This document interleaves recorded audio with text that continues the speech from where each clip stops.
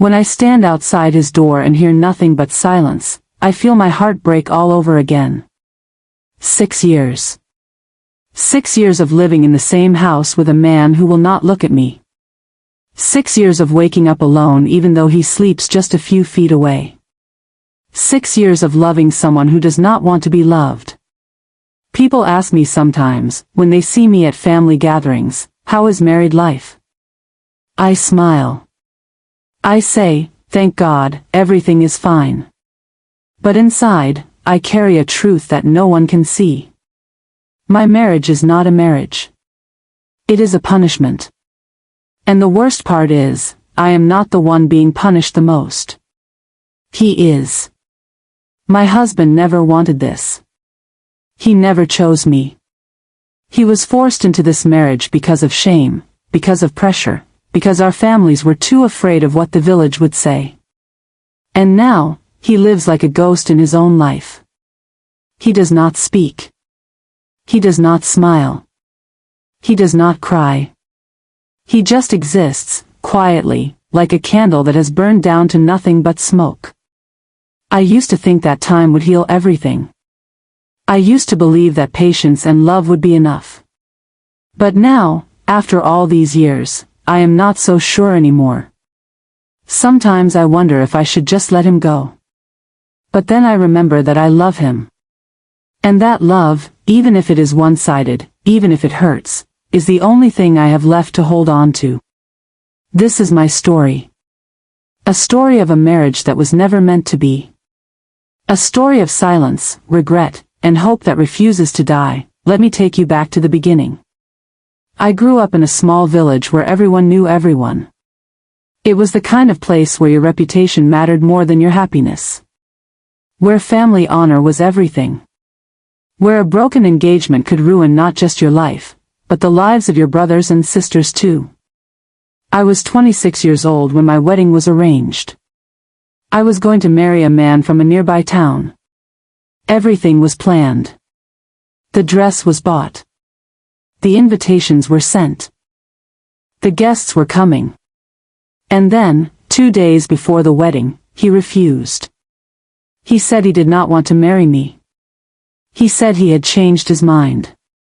I do not know why. Maybe he found someone else. Maybe his family did not approve. I never got an answer. All I know is that suddenly, everything fell apart.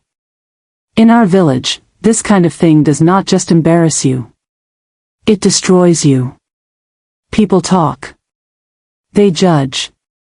They say you must have done something wrong. They say your family must be cursed. My parents were terrified. My younger siblings were not yet married, and my parents feared that if this shame spread, no one would agree to marry them either. So my parents did what they thought they had to do. They begged my aunt and uncle, my mother's sister and her husband, to save our family's honor.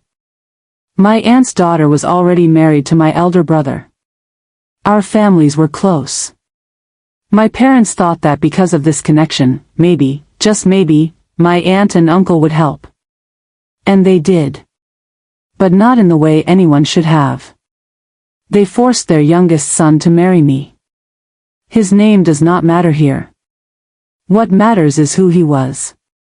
He was 22 years old. He was still a student.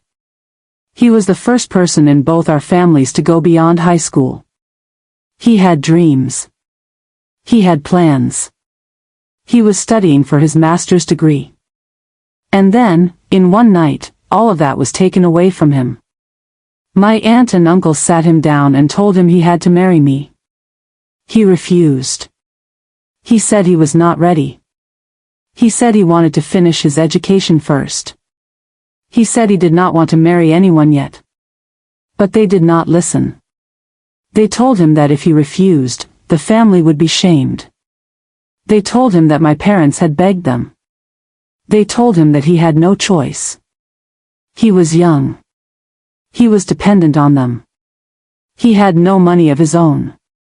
He could not say no. So he agreed. Not because he wanted to, but because he had no other option. I did not know all of this at the time. I only found out later, piece by piece, as the silence between us grew heavier. On the day of our wedding, I wore red. I smiled for the photos. I did everything a bride is supposed to do. But when I looked at him, I saw nothing in his eyes. No joy. No anger. Just emptiness. I thought maybe he was shy. I thought maybe he was nervous. I thought maybe, with time, things would get better.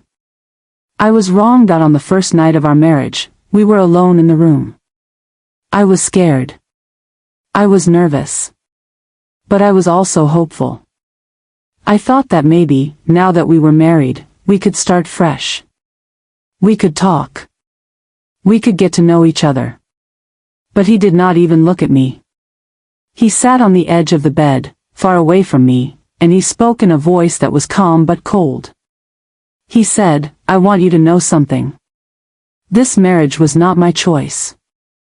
I was forced into this. I will never accept you as my wife. I will never love you. I will never touch you. You can stay here, but do not expect anything from me." I felt like someone had poured ice water over me. I tried to speak. I tried to say something, anything, but the words would not come.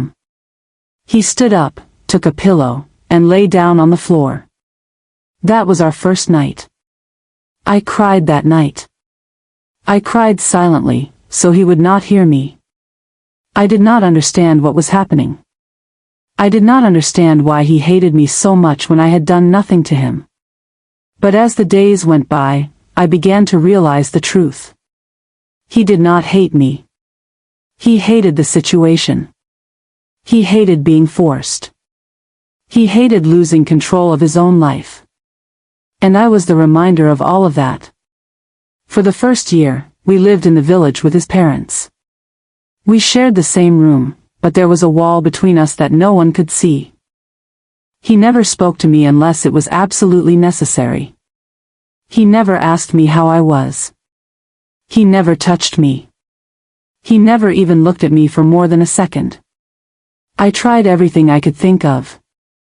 I cooked his favorite foods. I cleaned the house. I tried to start conversations. I asked him about his studies. I asked him about his day. He answered in 1 or 2 words. Sometimes he did not answer at all. I thought maybe it was because we were living with his parents. Maybe he felt uncomfortable. Maybe he needed space. So when he got a job in the city and we moved there together, I thought things would change. But they did not. In the city, we lived alone. Just the two of us. I thought this would be our chance to start over. I thought that without his parents around, without the pressure of the village, maybe he would open up. But he did not. He worked. He came home. He went to his room. He locked the door. We lived like strangers under the same roof. I started to blame myself. I thought maybe it was because I was not educated enough.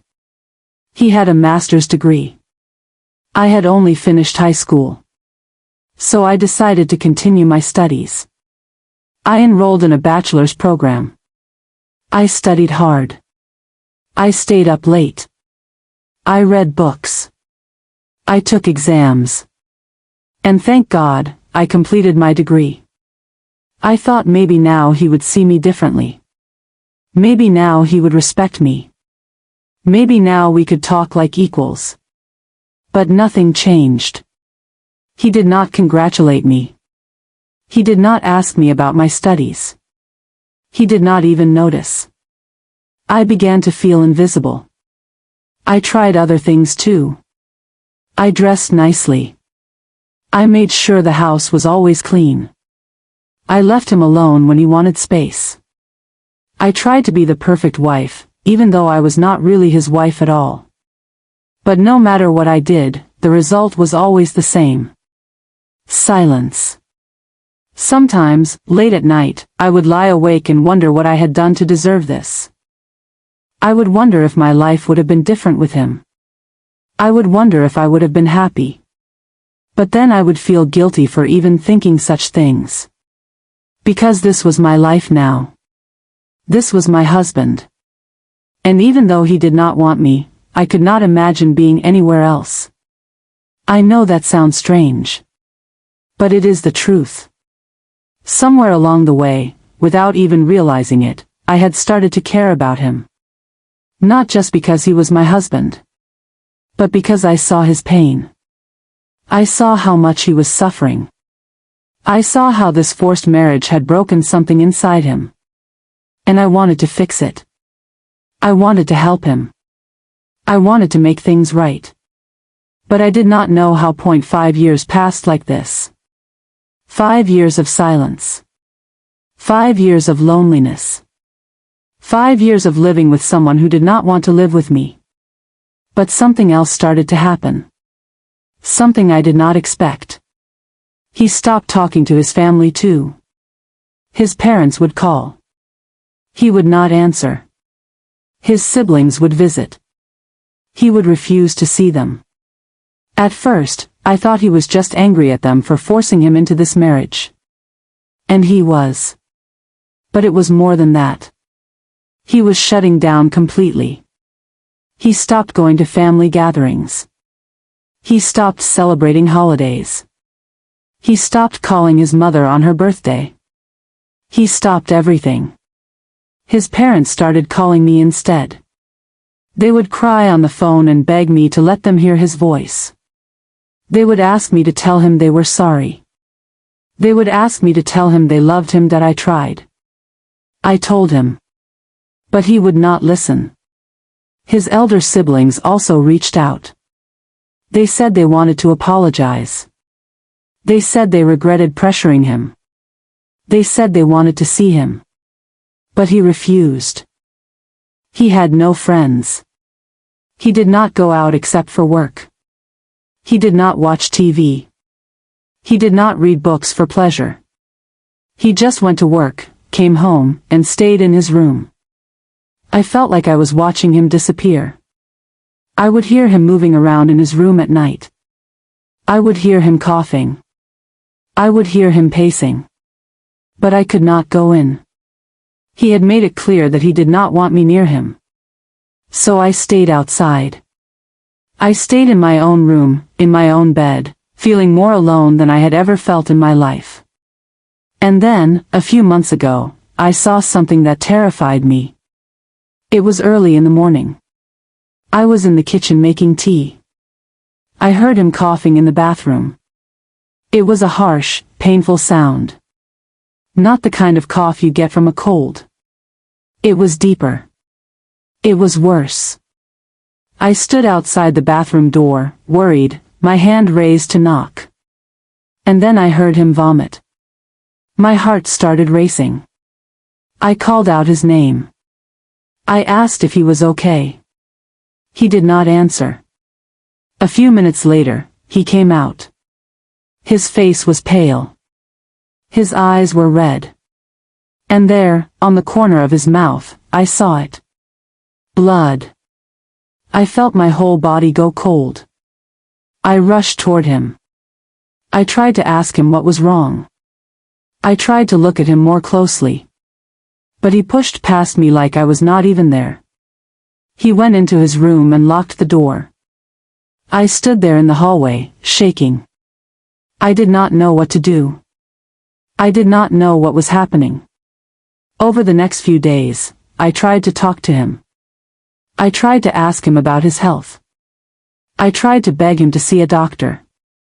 But he ignored me. And then I found out that he was seeing doctors. On his own. Without telling me. I found a prescription bottle in the trash. I saw medical bills in his bag. I realized he was going to hospitals and clinics, getting tests done, taking medicines, all without saying a single word to me. I felt helpless. I felt useless. I felt like I was watching someone I cared about slowly dying, and there was nothing I could do to stop it. I started crying more often. I started praying more.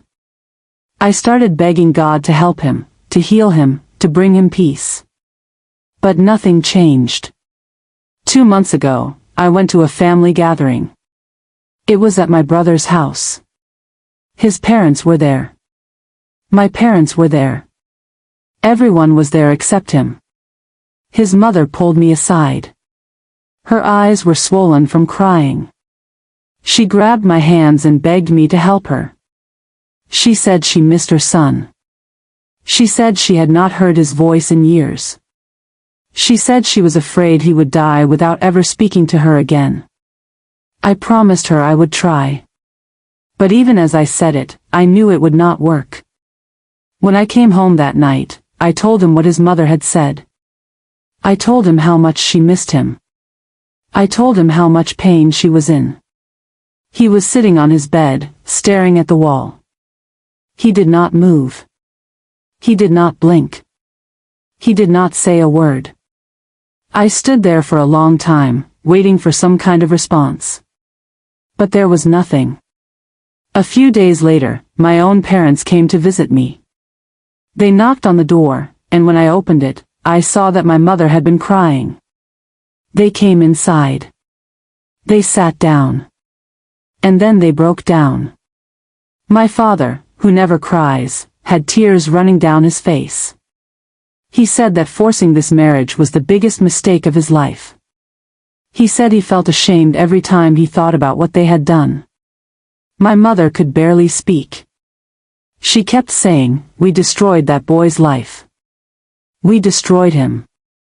They told me I should leave. They told me I should ask for a divorce. They said they would support me. They said they would take care of me. They said I did not have to stay in this marriage anymore." But even as they said this, they were crying. They were carrying so much guilt and shame that it was crushing them. I looked at them, and I realized something. This was not just my husband's prison. It was everyone's. My parents were trapped by their guilt. His parents were trapped by their regret. His siblings were trapped by their shame. And I was trapped by my love for a man who did not love me back. We were all suffering. All of us. Because of one decision. One moment of fear. One choice made under pressure. And there was no way out that I made a decision after that night. I decided to ask my husband to see a therapist. A psychologist. Someone who could help him in ways I could not. I did not expect him to agree. I thought he would refuse, just like he refused everything else. But to my surprise, he said yes. I was so shocked that I almost could not believe it. I made an appointment immediately. I drove him there. I sat in the waiting room while he went inside. I felt hopeful for the first time in years. I thought maybe, finally, someone could reach him. Someone could help him open up. Someone could help him heal. He went to the sessions every week. 12 times, he went into that room and sat with the psychologist.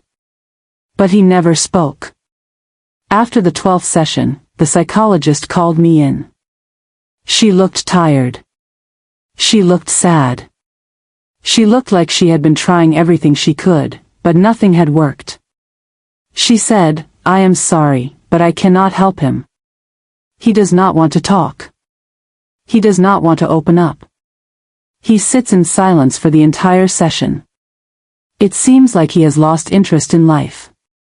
He is just passing his days, waiting for something, but I do not know what." I felt my heart sink. I thanked her and left. That night, I sat alone in the living room and cried. I cried for my husband. I cried for myself. I cried for our families. I cried for all the pain that could have been avoided if people had just listened to him in the first place. But then, in the middle of my tears, I made another decision. I decided that I would not give up. Not because I was afraid of divorce. Not because I was afraid of society. Not because I was afraid of what people would say. But because I loved him. I know that sounds strange. How can you love someone who does not love you back? How can you love someone who will not even look at you? But I do. I love him. Not because of what he can give me. Not because of what he says or does. But because I see him. I see the person he could have been. I see the dreams he had. I see the life that was taken from him. And I cannot walk away from that. I know he may never love me. I know he may never forgive me or my family. I know he may spend the rest of his life in silence. But I also know that I will not abandon him. I will stay. I will be here. I will cook his meals. I will wash his clothes. I will respect his space. I will give him the freedom he never had. And I will pray. I will pray that one day, somehow, he finds peace. I started doing small things. I left his favorite foods outside his door. I made sure his clothes were always clean and folded. I did not try to talk to him anymore. I did not try to force him to open up. I just let him be. I let him live in his silence. I let him keep his distance. I let him have the space he needed. And slowly, I started to notice small changes. He stopped locking his door all the time. He started eating the food I left for him. He started saying, "Thank you," sometimes, in a voice so quiet I could barely hear it. These were tiny things. Things that most people would not even notice. But to me, they were everything. They were signs that maybe, just maybe, he was still human underneath all that pain. That maybe, somewhere deep inside, he still had the ability to feel something. I do not know if he will ever fully open up. I do not know if he will ever love me. I do not know if he will ever forgive his family. But I do know that I will be here. I will wait. I will hope. I will love him, even if he never loves me back. Because that is what love is. It is not about getting something in return. It is not about being appreciated or valued. It is about giving, even when you have nothing left to give. It is about standing beside someone in their darkest moments, even when they do not want you there. It is about believing in someone, even when they have stopped believing in themselves. And that is what I will do. For as long as it takes that. I do not know what the future holds. I do not know if my husband will ever speak to me. I do not know if he will ever forgive his family. I do not know if he will ever heal from the wound that was carved into his heart 6 years ago. But I do know this. Love is not always about being loved back. Sometimes, love is about standing beside someone even when they do not want you there. Sometimes, love is about waiting in silence, hoping, praying, believing that one day, things might be different. I have learned something important in these 6 years. I have learned that forced marriages do not just hurt the person who is forced. They hurt everyone. They destroy families. They create wounds that never fully heal. I have learned that fear and shame are not good reasons to make decisions. That protecting your reputation is not worth destroying someone's life. I have learned that silence can be louder than words. That sometimes, the absence of sound speaks more than any conversation ever could. And I have learned that love, real love, is not about possession. It is not about control. It is not about forcing someone to be with you. Real love is about freedom. It is about giving someone the space to be who they are, even if that means they choose to stay away from you. I do not regret staying. I do not regret choosing to love him. Because even if he never loves me back, even if he spends the rest of his life in silence, I know that I did everything I could. I gave him respect. I gave him space. I gave him kindness. And I gave him love, the only way I knew how. If there is anyone listening to this story who is thinking about forcing someone into marriage, please do not. Please listen to them. Please give them the freedom to choose their own path. Because when you take that freedom away, you do not just hurt them. You hurt everyone around them. You create pain that lasts for generations. And if there is anyone out there who is living in a situation like mine, I want you to know that you are not alone. I want you to know that it is okay to love someone who does not love you back. It is okay to stay, and it is okay to leave. Whatever you choose, make sure it is your choice. Not anyone else's. As for me, I will keep going. I will keep waking up every morning. I will keep praying. I will keep hoping. Because hope is all I have left. And sometimes, hope is enough.